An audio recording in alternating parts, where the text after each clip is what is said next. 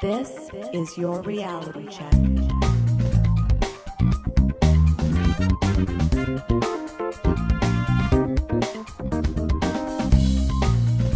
Hi everyone, and welcome to The Reality Check, the weekly Canadian show that explores a wide range of controversies and curiosities using science and critical thinking.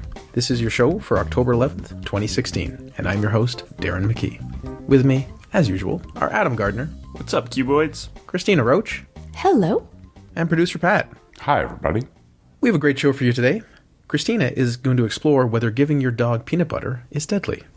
And Adam is going to enlighten us about transcendental meditation. Indeed. But first, I'm going to look into whether bees are endangered. I'm glad you're covering this, Darren, because I've been reading about this lately, so I'm interested to hear what you have to say. You may have seen some recent headlines, like Cristina, like the Washington Post's, quote, bees were just added to the U.S. endangered species list for the first time. Oh, no. And seen other posts in the past, perhaps about bees dying off, and how, if the bees go, it'll destroy much of our agriculture and economy and food supply. And what will we use to illustrate sex to children? Just birds. Mm-hmm. I usually found another headline from the Washington Post, quote, like it's been nuked, which is itself a quote within this headline, millions of bees dead after South Carolina sprays for Zika mosquitoes. But are bees in real trouble? What's going on? My main source for this segment is a piece by Christopher Ingram, also at the Washington Post. Go to Washington Post. He indicates that perhaps people are being overly concerned. Happily, Ingram mentions how most people don't read past a headline. Cristina covered this on episode 412.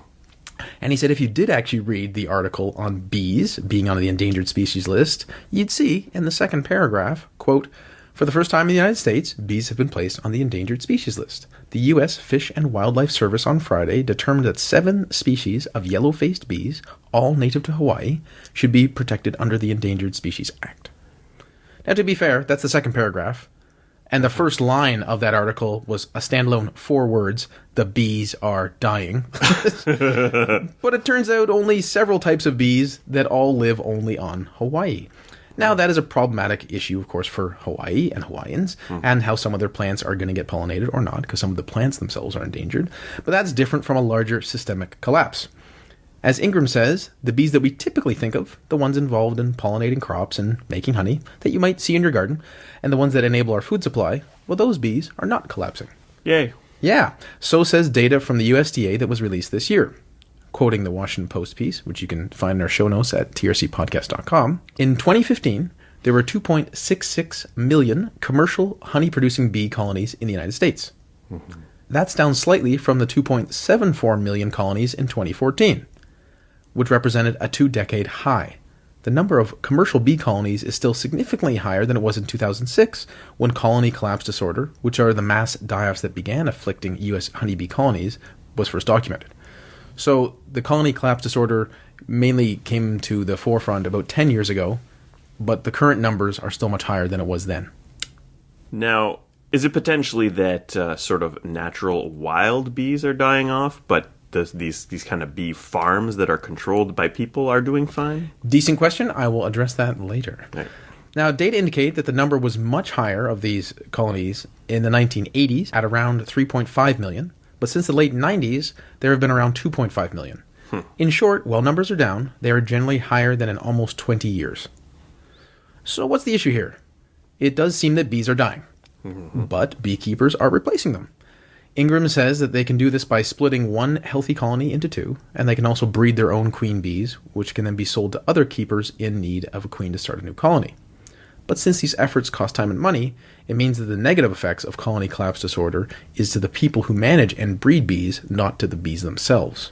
Well, wouldn't this be a negative effect, but wouldn't they have a lot to profit from selling a lot more queen bees? While they might, in a certain sense, it's more work to do all of that than just having your bees live, is the impression that I got. Sure. For the overall sort of bee industry. I'm no beekeeper, but I believe that's what's the case.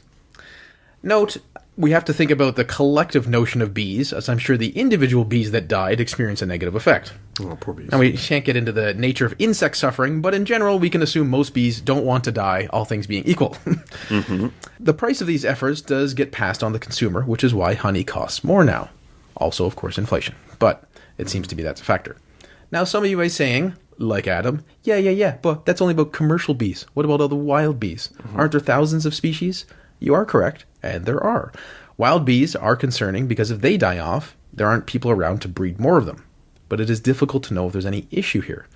To quote Ingram again, recent research has shown that the use of certain insecticides, called neonicotinoids, has been linked to declines in wild bee populations. But assessing the true magnitude of the effect is difficult, because it's a lot harder to survey wild bee populations than domesticated ones.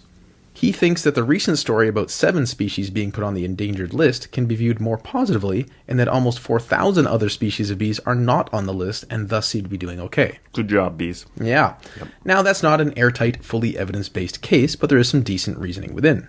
Given that wild bees are monitored to some extent, and there are no overt signs of problems, if there are problems, perhaps they aren't too severe. Big question mark, though. Regarding the commercial bees, I think we can say that it is unfortunate and even unpleasant if thousands or millions of bees are dying, but it does not appear that the system level is in trouble. True, beekeepers have more frustration and expenses, and that might cause an increase in the price of honey, but that is a far cry from our food system collapsing. Now, some of you might be wondering, well, how many bees are there? Because when I read the other story, like 2.5 million bees die, you're like, that's a lot? Because a million of something is a lot, isn't it? I don't know how many bees there are. Right. Or even when they say now there's a 2.66 million colonies, like, okay, what? I have no frame of reference.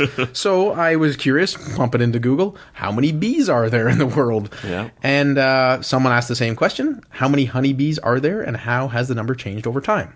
That was on a website devoted to questions and answers of a biological nature and seemed to be pretty legitimate. So the person who answered said there are about 1 billion hives at around 10,000 to 50,000 bees per hive, which means 10 to 50 trillion bees. Wow. Which is a lot. They could kill us if they wanted to. Now, he thinks that there are about 100 million hives that are managed, in terms of a human having some sort of intervention, while there would be about 900 million wild hives of different types of bees. And for historical purposes, in 1600s approximately, he thinks there's about 10 million that were managed and 700 million that were wild, up to the now 100 million today and 900 million.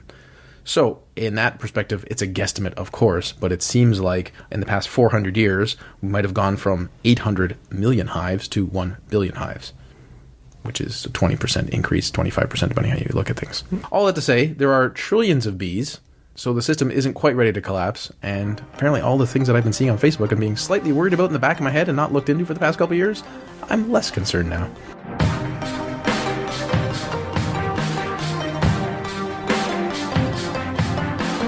While our concerns about bees might be overblown, it turns out they are dying. Something else that might be dying are dogs, from peanut butter. Cristina, is giving your dog peanut butter deadly? Last week, Boom 99.7, a radio station based in Ottawa, posted an article on their website with the following headline.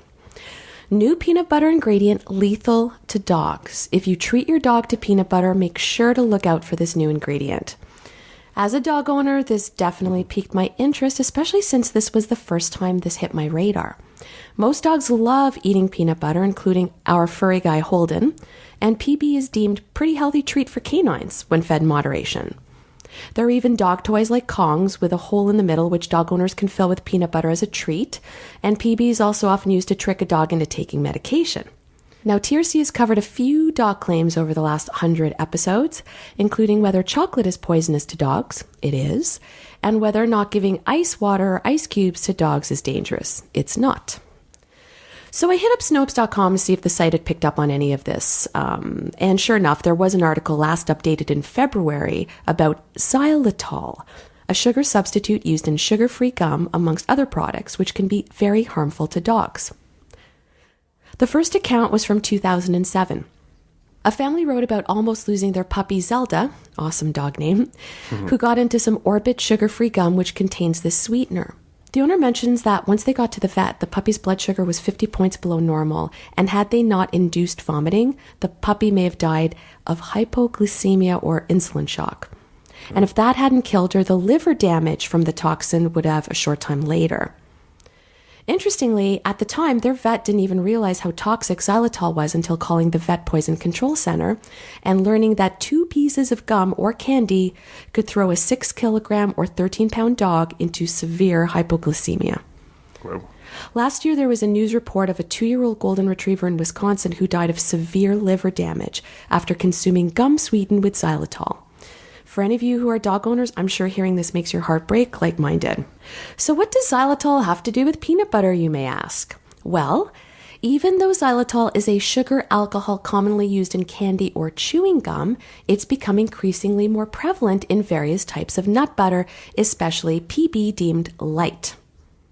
Nuts and More, which is not a product I'm familiar with in Canada, is one company that lists the sweetener in their ingredients as, quote, natural sweetener and in brackets, birch xylitol. Extra kudos to this company, by the way, for including a separate line that states, contains xylitol, do not use in pets. Do not use in pets? That's what it said.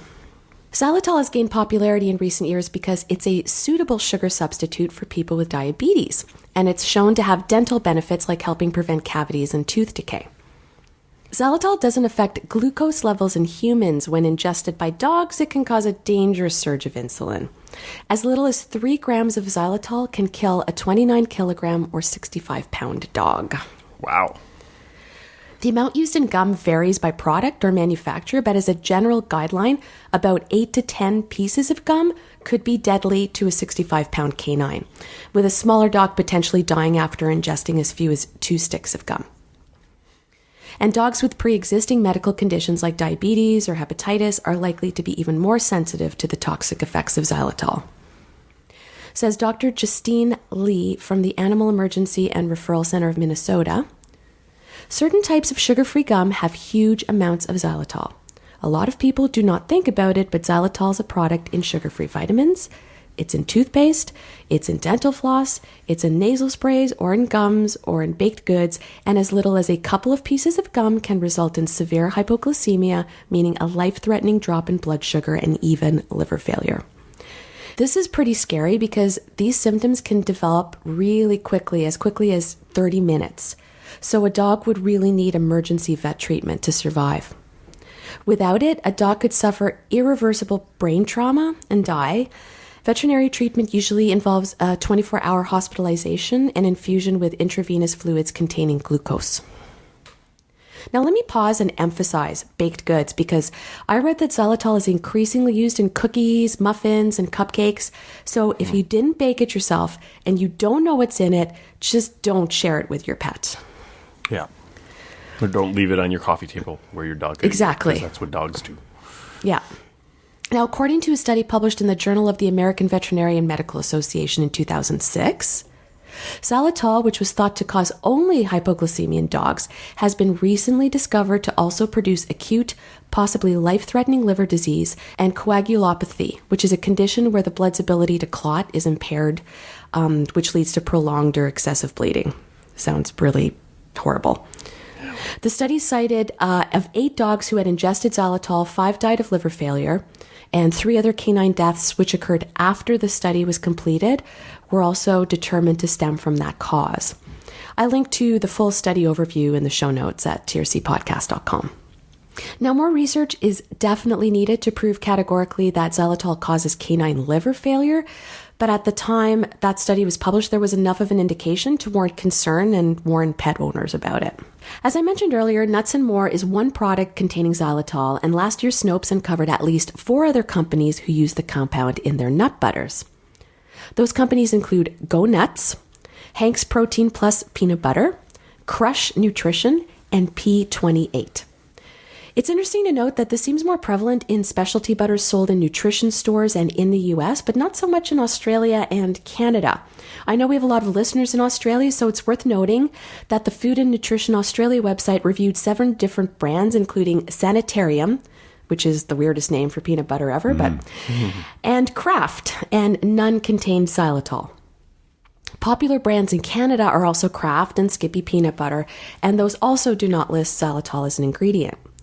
Snopes mentions that they reached out to these companies known to be using the ingredient to ensure that they are aware of the dog hazards and are highlighting the ingredient on product packaging. Another popular brand sold in the States called Jif does not list it in its ingredients as well. I believe it's pronounced GIF. Nice. One big rule of thumb as a pet owner is never presume what is safe for humans is as safe for your pets. As Ralph Waldo Emerson, an American poet who led the Transcendentalist movement of the mid-19th century, famously said, "Every sweet has its sour." Please check ingredient labels before giving any type of nut butter to your four-legged friends. Dog owners should especially be aware of any products labeled sugar-free or dental, diabetic approved, or low or reduced calorie. Now, I know we all have Google at our fingertips, but while I have your attention, I thought it'd be good to cover off some other foods that are deemed to be quite dangerous for dogs. Alcohol seems to be a no-brainer to me, but judging by videos I've seen on the interwebs, common sense is not very common, so it's worth mentioning. There's nothing funny about getting your dog intoxicated. A dog's kidneys are not meant to process alcohol, and giving alcohol to your dog can lead to coma and death. Not to mention the dose, right? You're drinking something that you know that an adult human can handle. If you've got a little chihuahua or something like that, it's like drinking a barrel full of booze. Oh, absolutely, Adam. I saw one video which had, I don't know if it was a Dachshund, but it was a little dog just licking or drinking from a pint of beer that was on a windowsill. Mm-hmm. Raisins, currants, and grapes are well documented to be toxic to dogs, even though the exact substance that causes the reaction is not yet known. Even small amounts, though, can prove fatally toxic. Pat, you did a segment on grape ice cream back in the day, right? You talked about this? I did, yeah. Turned out that grapes are actually dangerous for dogs, but they don't know why. Yeah, it's interesting, and there's a couple other foods like that. Mm-hmm. Macadamia nuts can cause upset stomachs, pancreatitis, and is also reported to contain an unknown toxin that can result in neurological symptoms. Walnuts can also cause intestinal upset or worse, an obstruction, and may contain toxic chemical products produced by fungi, causing seizures or neurological symptoms. So both of these, definitely not advised to give to your dogs. On the other hand, almonds and pistachios are not thought to be toxic to dogs, but aren't really easily digested, which can cause an upset stomach, so you should be giving that in moderation. Onions contain thiosulfate, which is poisonous to dogs and cats and can cause hemolytic anemia, which destroys a dog's red blood cells, leading to a decrease in red blood cell count. Garlic, on the other hand, got a bad rap when a research paper was published in 2000 in PubMed, but the dogs tested didn't actually show outward appearances of toxicity. There was just an effect on their red blood cells, so the researchers concluded it should be avoided. Personally, I prefer to err on the side of caution, but it seems garlic is really only unsafe in larger doses.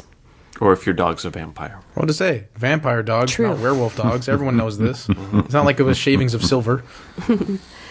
Mushrooms are tricky, which I guess is the same when it comes to human consumption. Mushrooms sold in large chain grocery stores are thought to be safe and non-toxic to both dogs and humans, but there are many varieties that are poisonous. Last year, Dwayne "The Rock" Johnson posted a pretty heartbreaking Instagram post that his dog sadly died from mushroom poisoning and encouraged pet owners to be mindful of mushrooms in your yards, parks, or anywhere your dogs play. Finally, avocado is often listed as one of the more dangerous foods for dogs as it contains a toxin called persin. Although avocado ingestion can cause stomach upset in dogs, the Pet Poison Helpline and the ASPCA say, despite the rumors, it's not actually poisonous to dogs or cats, but it is harmful to birds and large animals like cattle and horses, to name a few. So there you go. If you have any doubt in your mind whether something is safe to feed to your dog, the 5 minutes it takes you to look it up could really mean the difference between life and death. Excellent advice. I couldn't help but wonder how this affected cats, because I have cats at home. And it sounds like the same problem exists with cats. So if a cat does ingest xylitol, it can be very bad for them. But cats, as we saw in my coverage of dogs and chocolate, don't like sweet things, so they're just very unlikely to eat it. So there are generally no problems with that. Yeah, and well, a lot of dogs that I've known will pretty much try to eat anything. Yeah.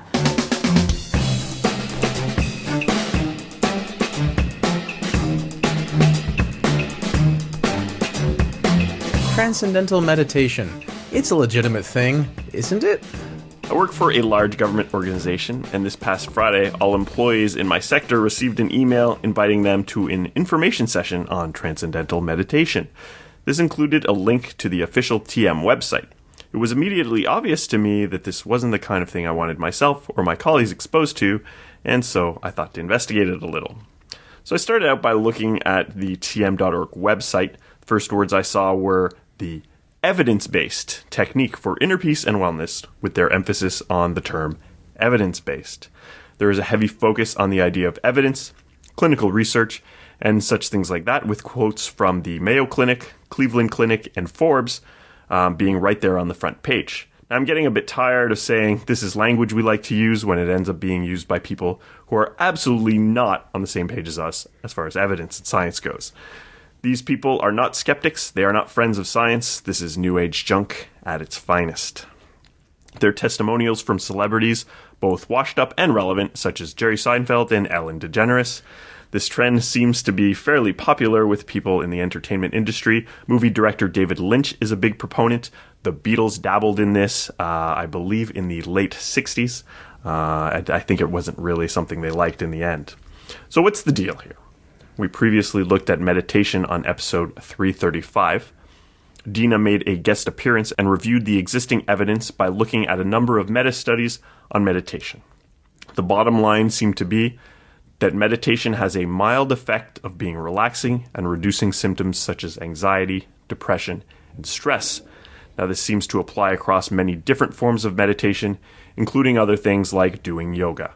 The same kind of result can be accomplished by other activities: adult coloring, relaxing while listening to music, doing light exercise, or any sort of calming task. It may sound silly to state it, but if you take time out of your day to relax, you'll be more relaxed. Transcendental meditation advocates claim that it leads to a different state of consciousness, but the evidence doesn't really support this. So what's special about transcendental meditation? Not much. Many claims about it being evidence-based can be true if that evidence only claims that it has the same benefits of any kind of meditation. You can show research to show that someone that does transcendental meditation may do better than someone that doesn't do it at all. But TM claims to be so much more, and more importantly, it's really not cheap. Learning transcendental meditation isn't just something you can pick up from a book or by chatting with someone who's done it. The specifics are controlled by a non-profit organization, which was worth over $3 billion in the late 90s. Wow. Yeah. The website is littered with the registered trademark R accompanying the term transcendental meditation. To learn transcendental meditation and get your unique mantra from a qualified TM instructor, you would have had to pay $2,500 in 2007. Wow. The price has since gone down considerably. In 2015, you can get this for the low price of $960. Enlightenment's getting cheaper. That's good. Yeah. Beyond this, people who get into TM will continue to take courses and participate in this expensive world long past their original training. So what's with this secret mantra which practitioners can't share with anyone once they learn it? Well, there are many forms of meditation, including some with mantras which are not exclusive to TM. Basically, you repeat a word or series of syllables to create a meditative state. Any mantra will do. It doesn't need to come from a qualified TM instructor. TM practitioners will claim that they use some insight to give someone a mantra, but there's nothing special about it. Most of these aren't real words with real meanings. You could use almost anything. You could use a Pokemon name if you wanted to, or your mantra could be cuboids. Just keep saying it. Cuboids. Cuboids. Cuboids. There's not much to the technique, which is basically relaxing for 20 to 30 minutes, while mostly just repeating a mantra to focus on. The tm.org site even tries to compare TM to other types of meditation, claiming it is better because it's effortless. Is all the time and money invested in this program not considered effort? Does earning $960 in completely disposable income not require some effort? I think it does. Beyond this, transcendental meditation is associated with some completely ludicrous claims. Canadians my age or older may remember the Natural Law Party, a political party which claimed to do yogic flying, a sort of levitation achieved through transcendental meditation. This is basically jumping on trampolines in a lotus position. Needless to say, this doesn't do anything special, and anything that looks like hovering is usually just a well-timed photograph. Another ridiculous claim is the Maharishi effect, named after Maharishi Mahesh Yogi, who introduced Transcendental meditation to the West from India. This effect claims that collective meditation causes changes in a fundamental unified physical field, which can radiate into society and affect all aspects of society for the better. Sounds very new agey. Very new agey. Despite odd claims by practitioners that this effect is real, they even stated that at Rid Fairfield, Iowa, home of the Maharishi International University of all crime, there's no evidence that this ridiculous claim is at all justified. If you want the benefits of transcendental meditation without the huge cost, just do a bit of research into meditation with a mantra. Do it for free. Transcendental meditation is pseudoscience, which pretends to be evidence-based, but despite some of its more outlandish claims, it provides no benefits beyond other forms of meditation and other simple methods of relaxation. I feel both angrier and calmer since hearing your segment, Adam. So, Adam, I know a bit about what went down with the Beatles and the whole, everything with their trip to India in the 60s. The Maharishi. Well, they were doing a lot of LSD at the time. Fair. But things went really south with the Maharishi because they found that he had made a pass at Mia Farrow, who was there for the trip, and was also seeming to be taking interest in some of the younger women that were around. But he was also a pretty savvy negotiator because he tried to get the band to agree to deposit up to 25% of their whatever their next album was in his Swiss bank account as a tithe. Yeah, a lot of people compare it to a cult. It doesn't have all of the aspects, but, to compare it to Scientology isn't that far off. You don't hear about a lot of people that do yoga and then stop doing it and then, publicly speak about how terrible yoga is and that people shouldn't do it, right? And this kind of thing happens with transcendental meditation. People get into it. It becomes a way of life. They keep paying money for it. There's a lot of other products and things that you can sink your money into. It's just a bad idea. Thanks, Adam, and thanks for joining us once again, listeners. Today I covered the fact that bees are not endangered in the way you might think. Some are, but it seems like at a system level, they're doing okay. Cristina explored whether peanut butter is harmful to your dogs, and it's not the peanut butter itself, but xylitol, so be careful the ingredients that you're feeding your dogs. And finally, Adam looked into transcendental meditation, which is a really fancy way of saying, give me your money for nothing. Until next time, think better to act better. Peace out, cuboids. Stay classy, not smart-assy. Good night, everyone. Think better to act better. Think better to act better. For show notes or to discuss this episode, visit our Facebook page and website at trcpodcast.com. For general inquiries or to send a topic or parody suggestion, email info@trcpodcast.com. Help support the show by leaving a review on iTunes and liking us on Facebook. Follow us on Twitter at TRC_podcast.